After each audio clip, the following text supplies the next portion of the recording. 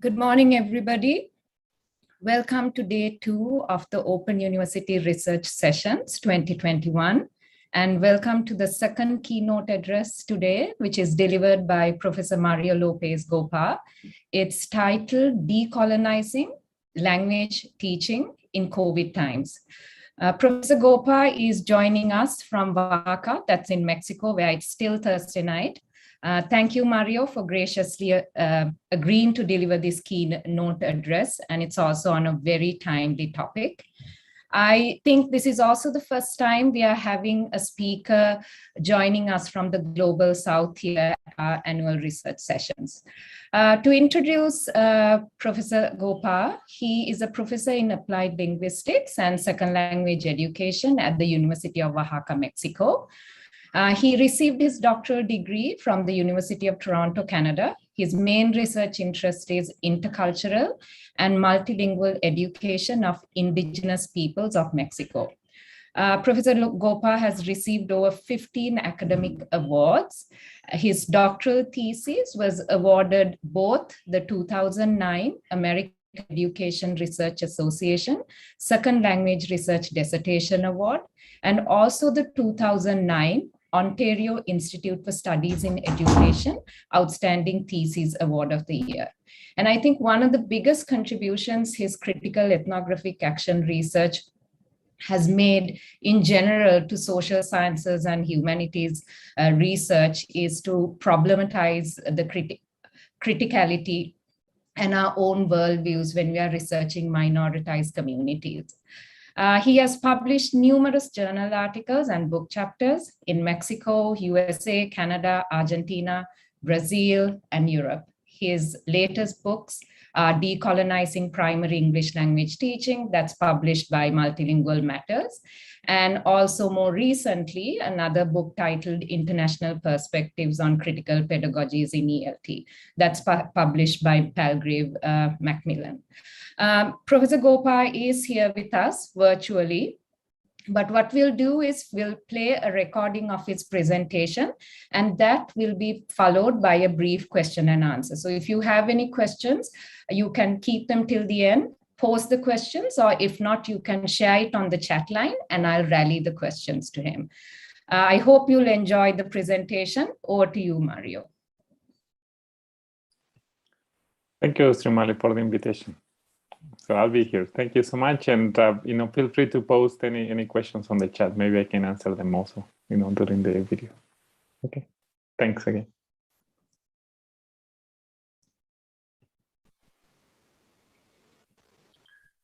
Hello, everyone.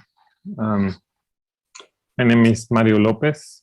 I'm a professor at the University of Oaxaca in Mexico, and today I'll be talking about decolonizing English language teaching in COVID times, insight from a student teacher's practicum.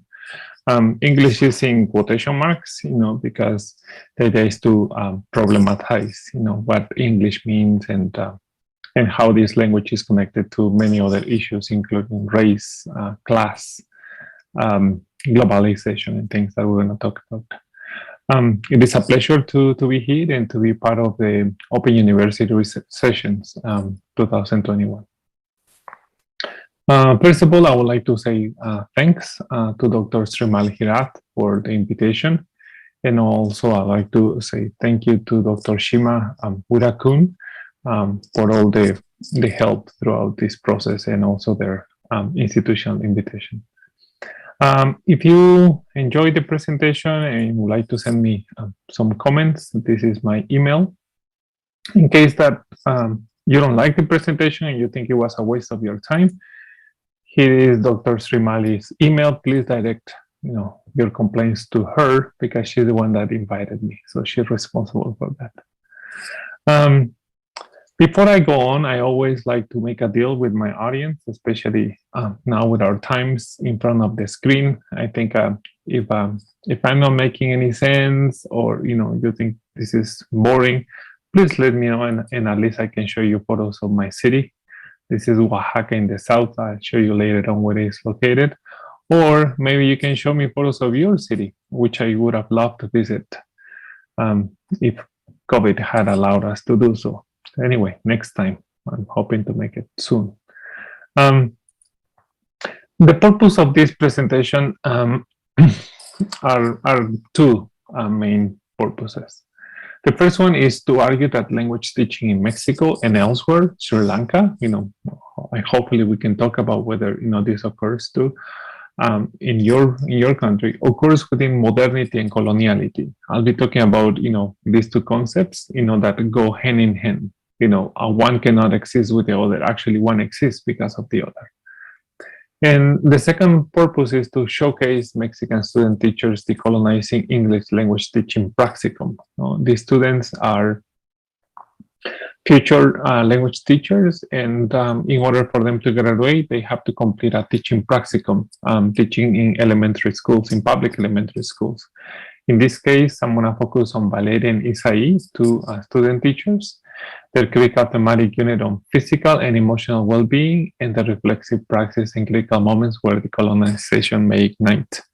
Due to COVID, all this practicum was conducted online through Zoom, and usually we go into the schools, in elementary schools, but the schools are closed now and are still closed, so everything is happening online. So I'll be talking about how they actually were able to conduct their practicum with this. A little bit of Mexican geographical context. I think this is nice to see it in a world map, and just to know that somehow we are at the same level, right?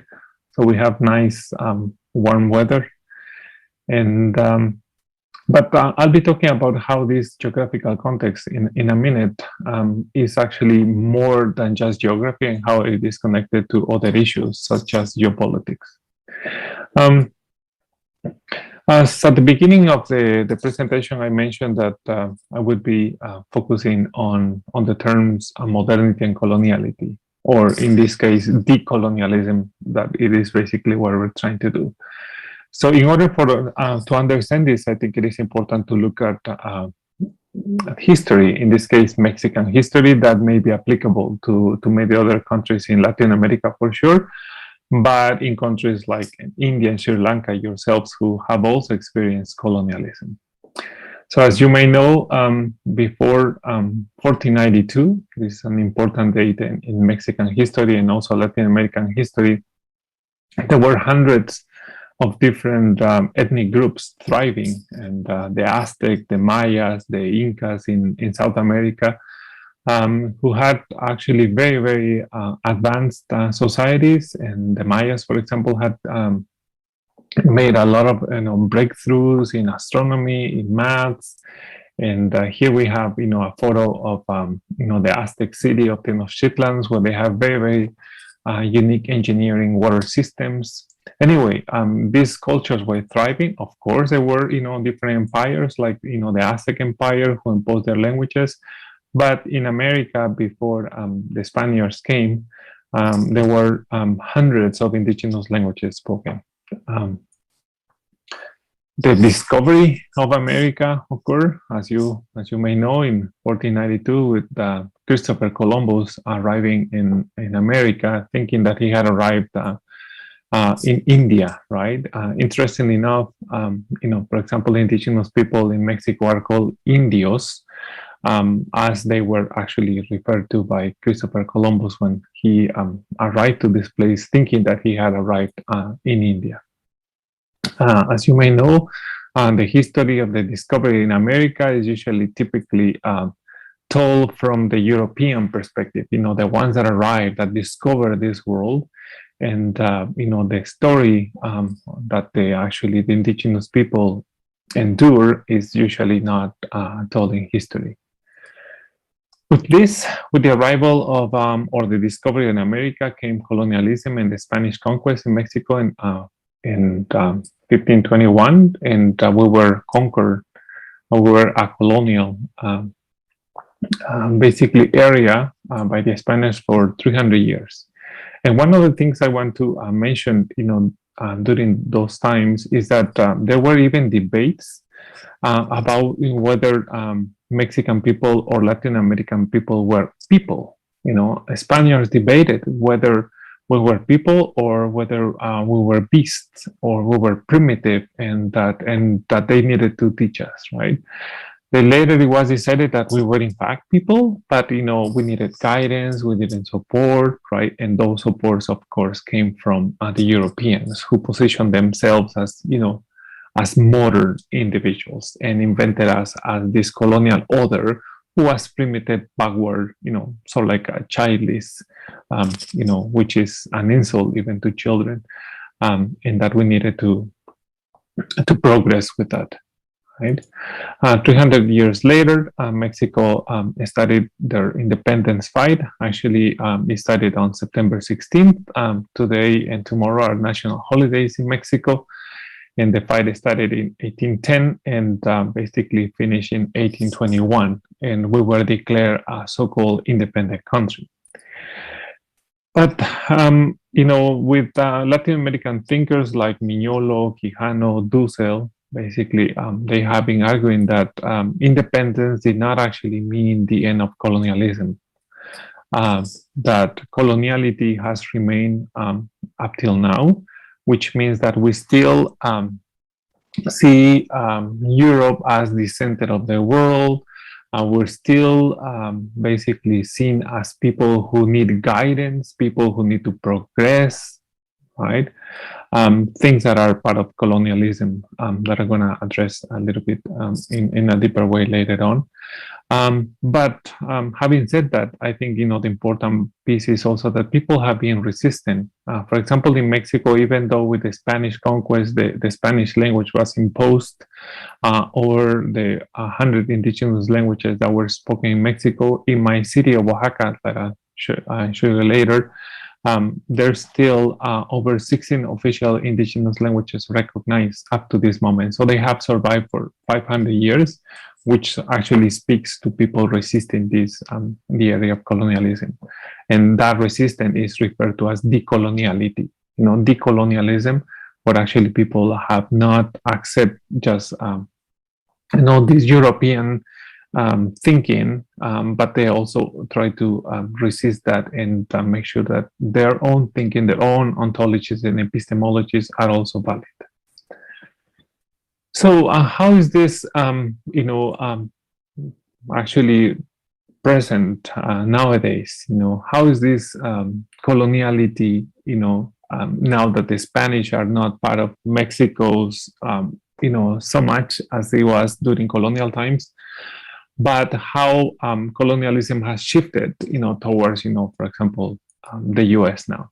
And once again, this is a bump of Mexico, but now I want to focus on the geopolitical context and the current connections, to the new colonial aspect, and especially the influence of the US. This is, a map of Mexico more, and I just want to point you to the south part where I am located in Oaxaca, right in the south. But we have an awkward cousin, which is the US, right? And this may not, may look problematic, but once you start looking at a map like this, then it shows you how not only Mexico but other countries, were, for example, attacked, undermined by the Trump administration, right? Here we have a photo, you may have heard about this, that, Trump's campaign or during his administration, he talked about building a wall, right, between the US and Mexico. And here we have Mexican cartoonists that actually said, the wall that Mexico and the entire world, even Melania, would pay with great pressure if we build a wall.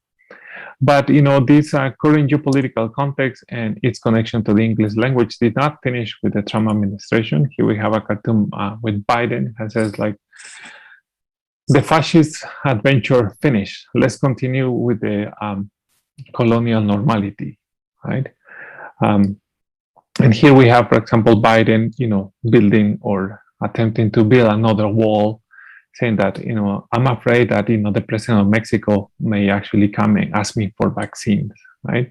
So in this geopolitical context of Mexico, it is no longer the Spaniards, as much, but also how we are connected to the English language, and how the US and the English language, in Mexico, for example, in India and other countries, with England and English, are in many ways connected, to what we do as language teachers, right? And that is something that we need to bear in mind. But let me now focus this more on language teachers. But before doing so, let me just quickly define what I mean by modernity and coloniality that I've been referring to in this presentation. Modernity and coloniality refers to the manner in which colonial power controls or dominates a community by imposing on that community certain Western or Eurocentric models of subjectivity, authority, economy, and knowledge, according to Mignolo. So let's quickly talk about this. In subjectivity, basically, what this means is that usually certain models of seeing the world, in this case, European models of seeing the world, basically question who is and who is not. For example, when you think about, in small communities, people curing each other, right? Depending on whether you have a university degree, you may be considered a doctor. But if you don't have a university degree, then you're considered, basically a healer, something as not as appropriate. When you think about, for example, English teaching or language teaching, if you are a so-called native speaker, right, then you are a so-called good teacher. But if you're a non-native speaker, then maybe you need to improve, maybe you need to work on your English better, or you need to keep proving yourself, right? Authority and economy, of course, who decides, and this is connected to economics, right, as to who calls the shot at this point in time. And of course, knowledge, and who knows and who doesn't, right? At this DNH, for example, if you publish in English, then you're considered someone who is worthy to be read, worthy to be heard. But if you publish in other languages, for example, you may not have such a great impact, right? Believing that, scientific knowledge is basically better produced, in English, in other languages, right? And we could continue with this in other examples, but, this idea is that, nowadays, we're still controlled by this colonial ideology. For example, I don't know whether in Sri Lanka you have, parents or even advertisements say something like this: I send you to school so you can be somebody in life, or go to school so you can be somebody in life. What is actually not told in this expression is that if, we send you to school so you can be somebody, that means that we're nobodies. Right? So this is the colonial mentality, that we need to progress, we need to advance, that we need to go to school so that we can be somebody, because without schools, without modernity, without so-called knowledge from other places, then we are nobodies. So this is something that, we're trying to analyze this in English language teaching. So how does this connect to language teaching specifically? How does modernity and coloniality in present times, connect to language teaching? Well, first of all, we have actual language hierarchies, right? Certain European languages are presented as better than others, right? And these hierarchies can be applied to people. So when we think about, for example, people wanting to learn languages or certain languages, usually is this idea that, oh, I want to become like that person, right? But if only certain languages are promoted, then that means that maybe other languages are not as good, and maybe that, the people behind them are not as good, right? And hence, for example, nowadays in Mexico and maybe in many other countries, English is presenting as a progressive and modern language, the language of progress, developing, and novelty, right? And usually we see that in the English Institute advertisements, right? That if you learn English, then you're going to become a future doctor, a future engineer, a future scientist. You're going to conquer the world, right? And here you have an advertisement: you decide to change your future, right? So, what is actually not said in these advertisements is that then if you change your future, that means that your present is not good. That if English is not part of your life, then you're not good enough. Right? That if you don't learn English, then you won't have the adventures, right? But, what is not told in these modern languages is the connection or disconnection of the English language, for example, to issues of social class, right? How accessing English in Mexico and in many other countries is a matter of, social class status. The people who are, from social or higher social classes then can have access, to more English, right? And to so-called better education. And then, the people who don't then are usually seen as regarded, some people as lacking. And then, and of course, the economic cycle of poverty and things, keeps repeating itself, right? Benito has talked about, the exclusionary. Once again, some people have access, the delusionary aspect, saying that English sometimes promises too much, and the collusionary effects as to how, for example, the English language is connected to the US, to England, and other countries, right? Here we have a guy who tells in Spanish, antes no sabía inglés y era lavaplatos. Before I didn't know English and I was a lavaplatos, a dishwasher. It says like, now I know English and I am a dishwasher. So saying that, I learned English, but my social status did not change. This is true, for example, for English teachers in Mexico who actually learn English and get paid very little, right?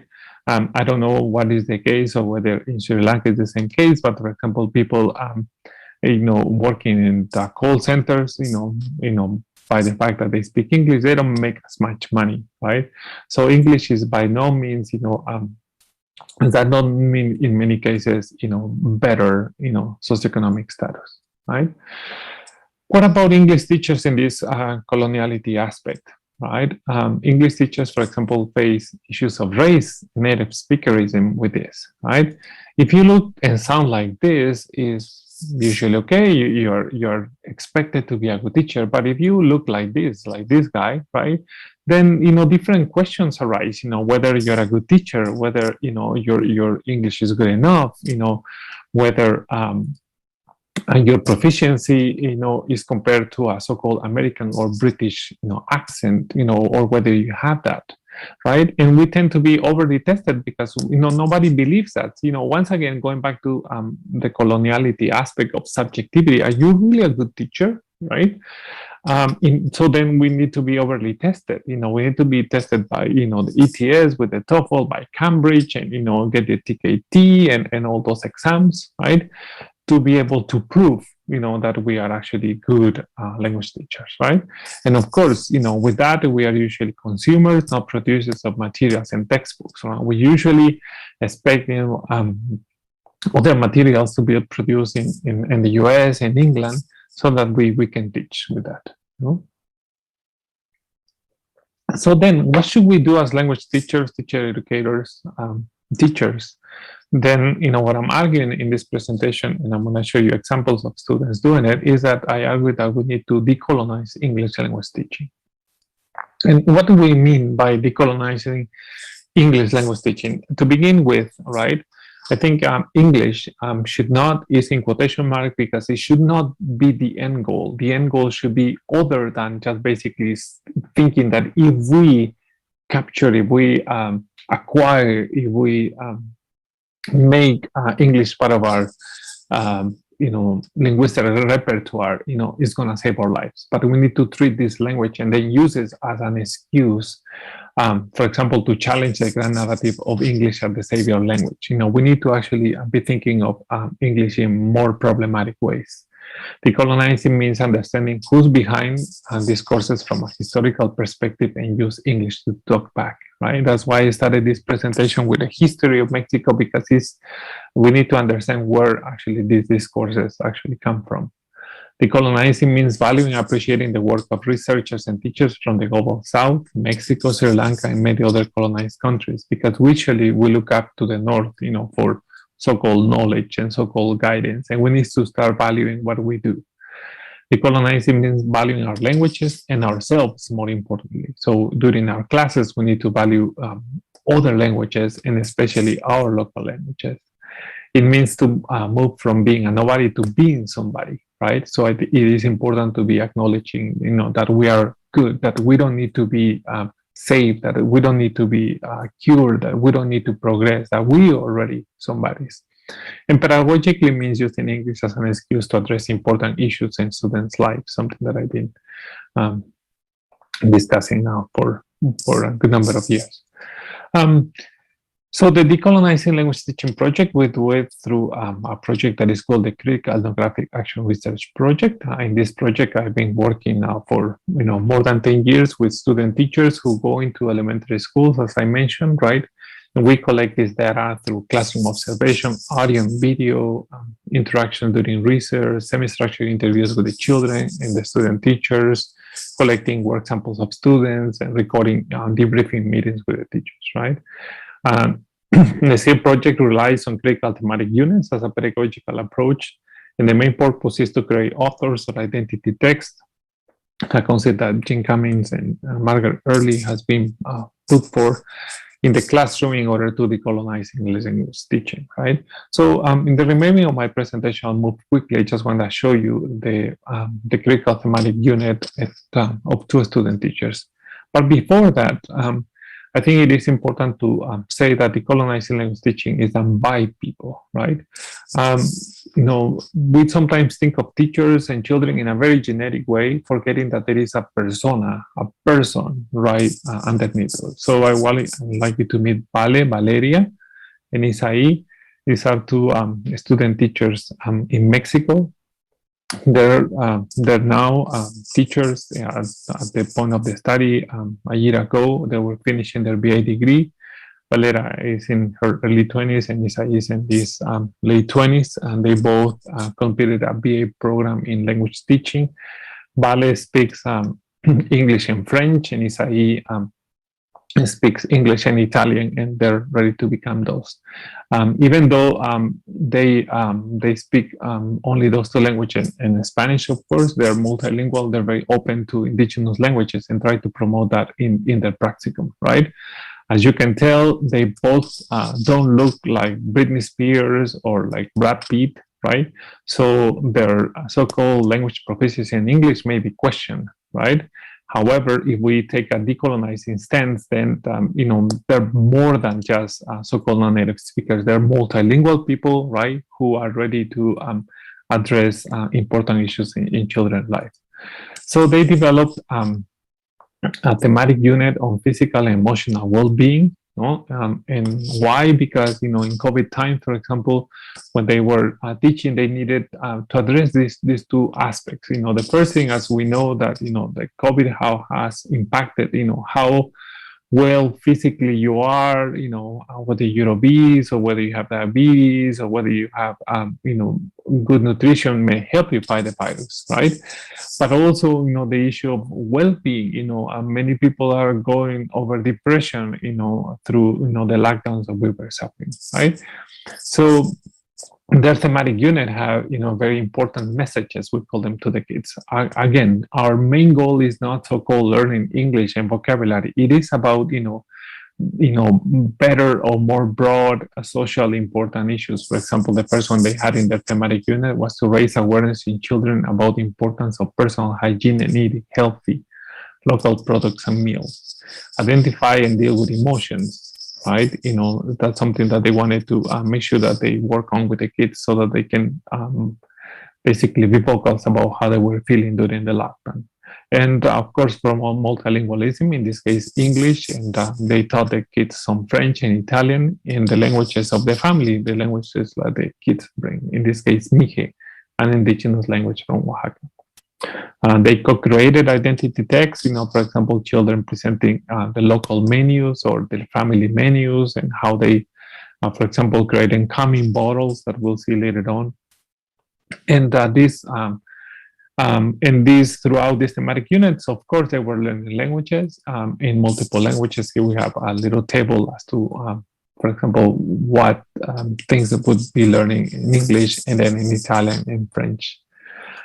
Here I'm going to show you some videos from their practicum. Right, the first one is kids about talking their emotions in this, and you'll get to hear some Spanish here because Spanish is very much welcome in their practicum. You'll hear a kid talking about when he feels happy. He says, "I feel happy when my brothers and sisters, usually have a fight. I enjoy it, and I sit down and relax." But then, a little girl talks about, for example, losing her grandmother and how she's in a better place now. So from, being happy to sad. So Diego, te escucho. A mí lo que me pone feliz es que mis hermanos se peleen y yo veo.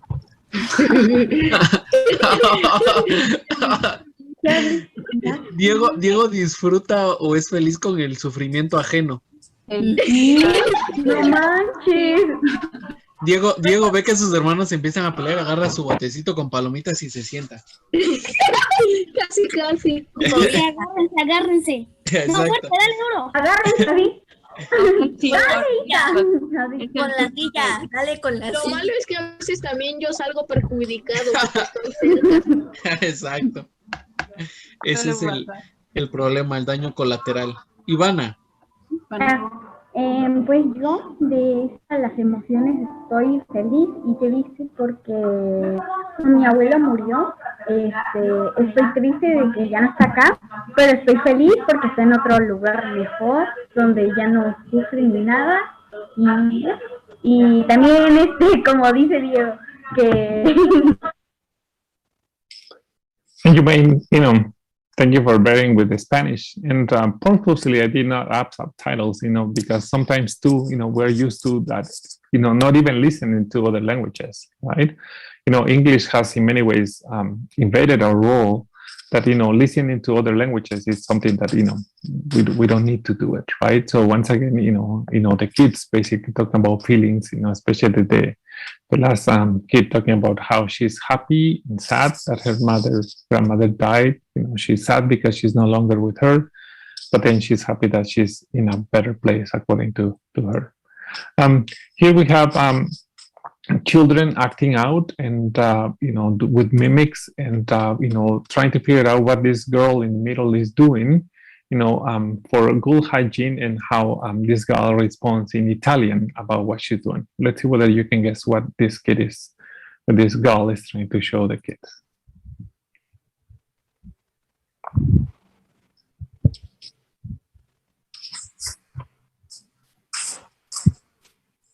Yo, profe, yo.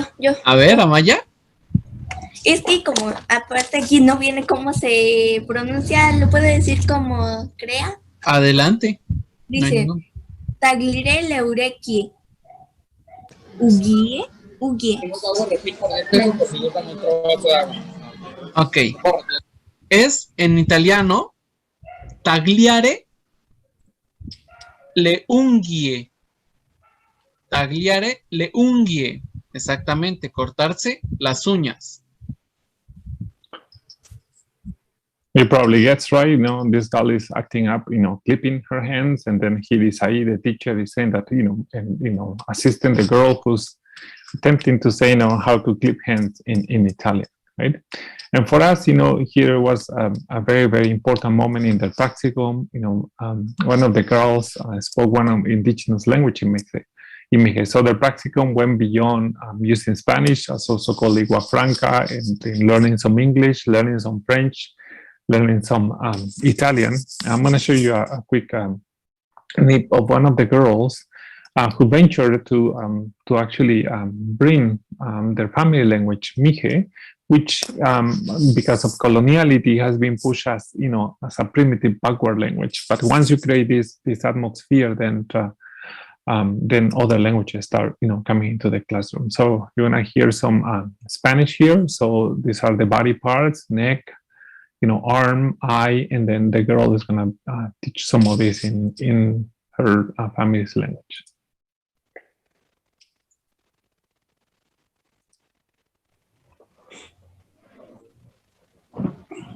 Ella maestra, perdón, Pau. Ya.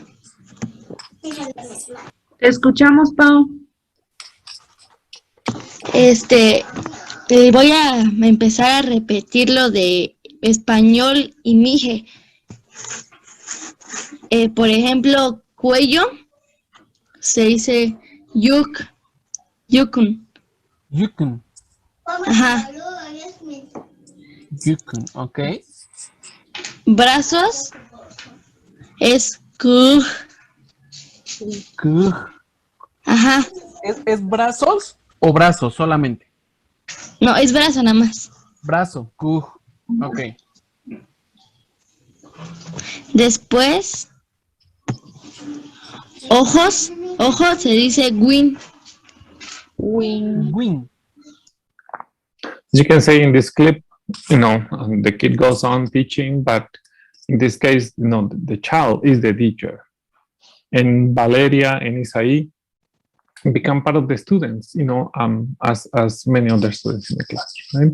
So what does, and the last thing I want to show you, some of the other texts that they created. Here you have a student, for example, talking about, her family diet, and here other kids talking about, feelings and how they have usually different cups for feelings. And well, you can notice, the people here wearing masks, which is our sad reality in the moment, right? So what are some insights from Valeria and Isaí about their practicum, right? They say, it was extraordinary to see how easy and how quickly children use multiple languages. Tagliare unghiere, clip your hands, brush your teeth, just take a shower in French. They also say, it was our intention to get to know the children profoundly and learn about their emotions. Schooling is not just about learning, children bringing their personal lives and problems to the classroom. Eating healthy means eating locally. Children confess that some healthy vegetables were not their favorite food. Acknowledging, the children, talking about, eating healthy and what that means, right? Valeria and Isaí also said, we realized that indigenous language could be part of our language classes if we created a welcoming atmosphere by showing our appreciation for all the languages. And at the end said, children's words made us feel that all that we have done during our teaching practicum was worth it. And here we have, a chat dialogue. This is where they were celebrating sort of like the Christmas break, and that the children telling them, thank you for all the time. I love you both. And they're also telling Valeria, say, you are something very important to me, and I love you very much. Demasiado is very much in Spanish, right? And says, you too, Prof, to me, you are a very professional teacher, right? So what can we conclude, and, what does this mean, right? For language teaching, and especially we want to take a decolonizing approach. I argue that decolonizing is about people, right? The main reason why, I decided to spend most of this presentation just getting you a glimpse into Valeria and Isaí is just to remember that, teachers and students, parents are people. Coloniality has made us feel like we are nobodies, that who we are does not actually matter as much, that we are so-called products for the new economy, resources, right?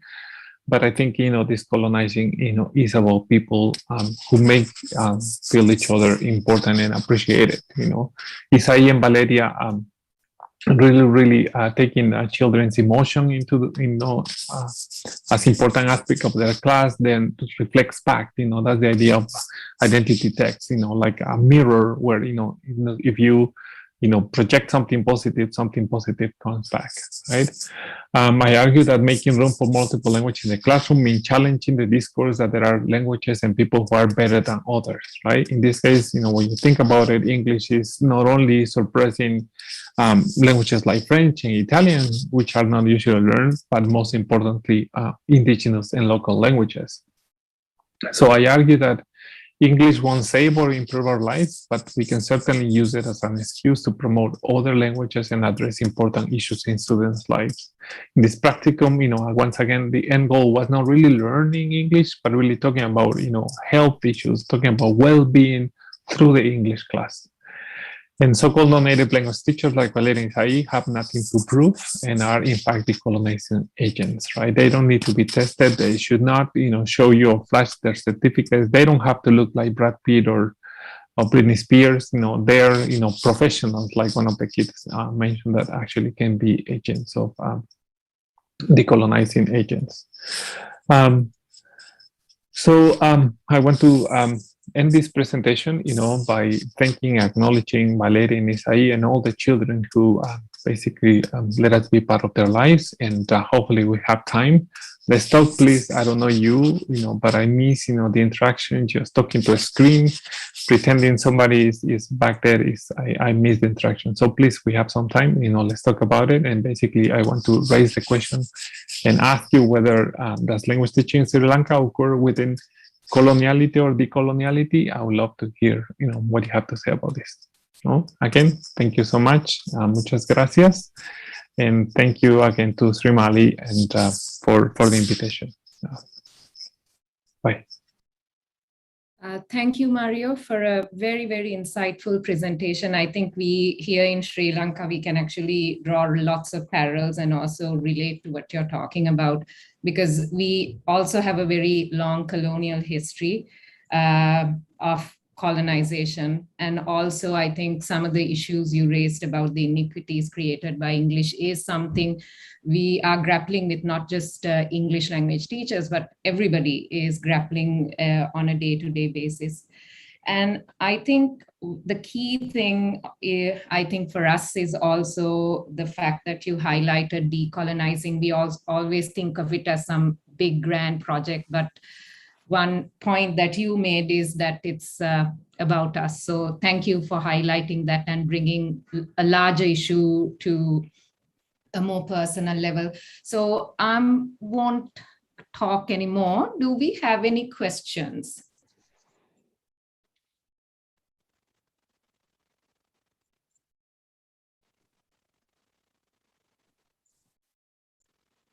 I think Nadira has a hand up. Nadira, do you want to ask the question?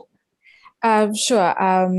Hello, Professor Gopal. So it was very interesting for me. And as Dr. Srimali was saying, there were so many commonalities that I sort of saw with the classroom that you were speaking about as well. And you were talking about this sort of aspect of native speakerism. And do you find that while there are ESL practitioners that will want to use decoloniality and teach English, do you also find sort of quote unquote teachers that will still sort of stick to that colonial mentality, or like I suppose more like at this point probably trying to imitate American accents, or sort of publish in marketing and all, when they try to attract the students, they talk about having American accents, or sort of focus on that aspect? Yes, of course. I think, part of coloniality is that we need to be aware that coloniality is within ourselves, right? And especially if the teacher preparation programs don't talk about this issue, then usually here in Mexico and maybe in Sri Lanka, if you don't talk about it, then the idea is for future teachers to say that, the better English I have, then I'll be a good teacher. They basically quote that. And also that if we don't problematize the certifications, then they also add up, because then teachers feel like, oh, if I have that certification, then I'm good. But if I don't, then I'm not a good teacher, right? So yes, many teachers here in Mexico believe that if their English is good and if they have a 600 or more TOEFL score, then they're automatically good language teachers, which is not the case. Right, but because we've been trained, that we need to aspire to be, to have a high level of English, to have certifications. The more the better. If they're from Cambridge, even better, right? Here, for example, in Mexico, sometimes we don't believe even in ourselves at the university, right? For example, I don't know your program, but if they give you the certifications, they're like, no, that's not good enough. I need from somewhere else, because I may not believe you, right? I need a Cambridge certification. I need an ETS certification because University of Oaxaca, then I don't trust it. What if they're not really telling me the truth, right? And once again, this is the colonial mentality, right? So that's why it is very, very important that we talk about these issues in the universities, in the teacher preparation programs, right? And also it's important that we believe in our own certification processes so that we don't really have to look, on the outside for that. I'm aware that, due to certification processes, once again, universities are pushed by that. But, yes, that is the case. And that's why we need to, basically start talking with student teachers about these issues. Okay. I see another... Nadira, did Mario answer your question? Yeah, I think I sort of understand because we also have like similar issues. I have another question. I don't know if there are more questions. Yeah, go for it. Right. So Professor, so you were also talking about like Mihe, the indigenous Indigenous language. Yeah, and I'm just for my information. So is the fluency level of most of the people that sort of reside similar to Spanish and or maybe other languages their first language speakers of, or is Mihe more or sort of receding? If that makes sense. Do they also speak indigenous languages? Well, me included. Do they speak it almost as a first language, or does Spanish sort of take over? Yeah, I think that's also the beauty of decoloniality, that even after 500 years, there's still people that actually speak Mihe as their first language. You know, as there are many people who only speak Mihe, for example. And of course, this little kid in the video, right? Her parents actually spoke it, right? And she didn't. But because of this idea of, talking about multiple languages, she started learning it from her parents, right? So the proficiency level, ranges, from people who only speak it, right? Who are monolingual in that indigenous language, to others who only understand it, but they don't want to speak it anymore. And again, it's part of coloniality that they feel ashamed, right? To heritage speakers who actually then, because when you start talking about it, that, how important it is to have as many languages as possible, then they go back to their parents, to start learning it, or at least, like become interested in those languages as well, right? So the very ranges, and, Mihe is just one. We have 16, right? And that number should be much higher, because then we have some other language variety, right? So we have many others. And I know that is the case in India as well, and possibly in Sri Lanka as well, with many different ethnic groups. Yes, because I was thinking of, we have a lot of international school children at this point that sort of have lost touch with either Sinhala or Tamil, and they sort of associate it like, well, their parents will speak it, but very minimally. So they would have a very Sri Lankan English background. So I sort of see that with us as well. Thank you, Professor. Yeah, no, my pleasure. Okay, Mihiri, then right? I think Mihiri has a question as well. Before I ask my question, I have to say I'm completely blown away by your keynote. It really left me almost emotional. And also, I think it helps us to challenge, because I think as Sri Lankans, we do have a very strong education is what makes you something kind of discourse, and we don't even question it, right?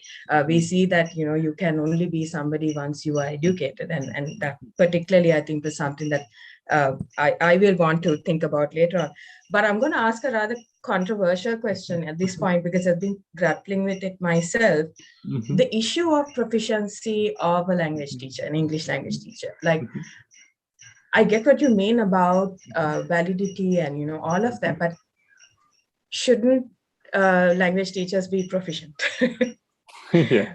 It's a bit of it, Yeah, for sure. And I think, I think we need to go back and think what actually we mean by proficiency, right? Because I think that's the biggest issue to begin with. I don't know whether in Sri Lanka, but in Mexico, sometimes proficiency is thought as the TOEFL score, for example, right? Saying, 600 and plus, then you're proficient. When the TOEFL score, that it doesn't actually measure, so-called classroom proficiency, right? The same thing with the Common European Framework, right?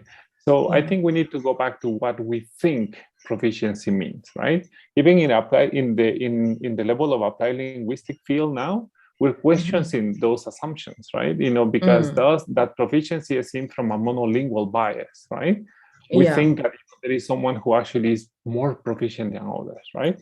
So I by no means I'm not questioning whether students, should not, basically learn English as much as they can, right? Yeah. But I think, the idea is for them to start judging themselves not as how well their English is, but how good bilingual and multilingual they are, right? And we need to understand too that, depending on the levels that they teach, they may not need to have such a high level, right? My colleague has a good, analogy. He says that you don't have to know calculus to teach math to kindergarten children. Exactly. Right? I don't know whether that makes sense, right? So that means you don't need to have 650 in the TOEFL scores to work with elementary school children, right? So we need to start questioning, what actually that proficiency means, right?